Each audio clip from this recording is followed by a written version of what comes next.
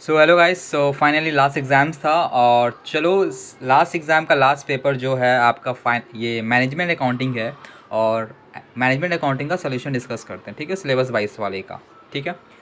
पहले सबसे पहले ऑब्जेक्टिव डिस्कस है। ऑब्जेक्टिव में सबसे पहले एमसीक्यू डिस्कस कर लेते हैं। चलो, सबसे पहला क्वेश्चन देखो स्क्रीन पे जो है आपका, PV ratio is equal to, इसका आंसर जो होगा ना सी होगा, excess of sales over variable cost as a percentage of cell.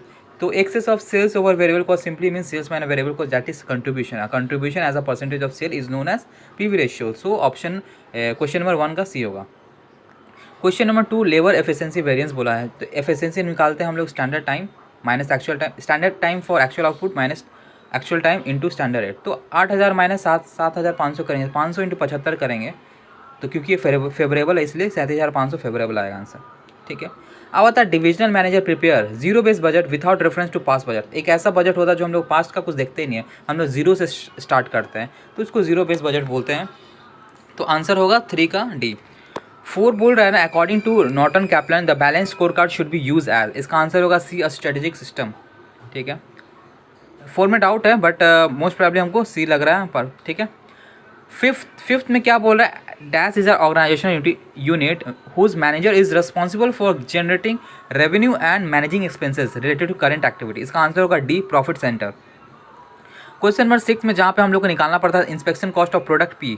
ठीक है ना, प्रोडक्ट पी कैसे निकलेगा, सिंपली 50,000 को डिवाइड करना है 10 + 15 दैट इज 25। तो एक अमाउंट आएगा जिसको फिर हम लोग को कर लेना है क्या, 10 से इंटू 10 क्या है पी का वैल्यू, पी का इंस्पेक्शन कॉस्ट, इंस्पेक्शन कितना इंस्पेक्शन हुआ है इंटू करके 20,000 आंसर आता है। ठीक है, ये होगा उसका आंसर। फिर आता है 7 number the minimum expected opportunity loss is, ये क्या होगा, both A and B answer होगा। ठीक है। 8 नंबर देखो, responsibility accounting is use for cost control, इसका आंसर होगा। The term dash is use to describe location, इसका आंसर जो होगा ना बी नंबर होगा, कॉस्ट पुल। फाइनली 10 नंबर देखो, 10 नंबर में क्या बोला है, सेल वैल्यू निकालने बोला है, तो इसका आंसर जो होगा ना 12 लाख होगा, कोई ऑप्शन नंबर बी। 11 में क्या है, इकोनॉमिक वैल्यू एडेड निकालने बोला है, इस कैलकुलेटेड एज, आंसर होगा option number A, return to equity share holder fund minus cost of capital employed. ठीक है। 12 देखो, according to DuPont analysis the parameter that run return on equity is, इसका answer होगा D, all of this. ठीक है, clear.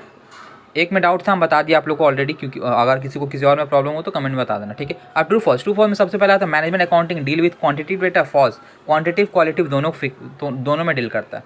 दूसरा बोलता है मार्जिनल कॉस्ट में हम लोग फिक्स और वेरिएबल का दोनों कंसीडर करते हैं, इन्वेंट्री वैल्यूएशन में नहीं, इन्वेंट्री वैल्यूएशन में सिर्फ वेरिएबल कॉस्ट जिसका ये यूज़ होता है, तो ये फॉल्स होगा।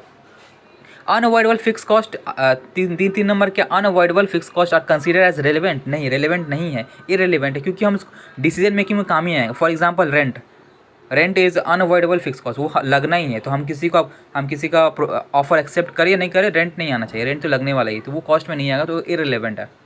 ठीक है, तो फॉल्स होगा। ठीक है, 3 का। 4 standard are arrive on the basis of past performance, ये थोड़ा टाइम लगा हमको सोचने में, बट जहाँ तक मुझे लग रहा है ये ट्रू हो, क्योंकि हम लोग स्टैंडर्ड बनाते हैं कि कैसे है कि हम लोग कितना एक्चुअली पास्ट में बनाए हैं, वो उसी को स्टैंडर्ड सेट करते हैं, वो अगला बार उसको उतना ही बनाना है, तो इसी केस में हमको लगा कि ये ट्रू होगा। 5 क्या, division under transfer pricing is treated as cost centre, नहीं, प्रॉफिट सेंटर ट्रीट करते हैं, तो ये फॉल्स होगा। 6 number, production budget is also known as subsidiary budget, yes, subsidiary budget function और all functional budget are known as subsidy budget, तो एक functional budget production budget भी इसलिए ट्रू होगा। Return on investment ignore cost of capital, cost of equity capital, yes, ignore करता है। ठीक है। अब आते हैं fill in the blanks. A dash is a norm against which actual performance, इसका आंसर होगा स्टैंडर्ड। दूसरा नंबर होगा dash analysis study of inter relation between cost volume and profit, इसका आंसर होगा CVP एनालिसिस या फिर BEP, ब्रेक इवन एनालिसिस, जो भी लिखोगे चलेगा। अब आता dash is an angle of incidence होगा इसका आंसर। 4 नंबर क्या है, 4 number in ABC costing the allocation based for applying cost to service is called, इसका नाम होगा कॉस्ट ड्राइवर। 5th नंबर क्या है, dash is the excess of total sale over BEP, हम लोग जानते हैं BEP plus MOS equal to total sale, तो ऑब्वियसली सेल माइनस BEP करेंगे तो MOS आएगा, MOS ऑब्वियसली नहीं लिखना है, मार्जिन ऑफ सेफ्टी लिखना है आपको। Dash theory proposes the learner efficiency, तो ये लर्निंग कब होगा आंसर। ठीक है। 1-2 में डाउट था, हम आपको डायरेक्टली बोल दी, और बाकी सब ट्रू है, मतलब बाकी सब करेक्ट है। ठीक है ना, किसी और को किसी में डाउट हो तो डेफिनेटली कमेंट में बताना। ठीक है ना। वीडियो अच्छा लगे तो डेफिनेटली शेयर करना। Thank you so much.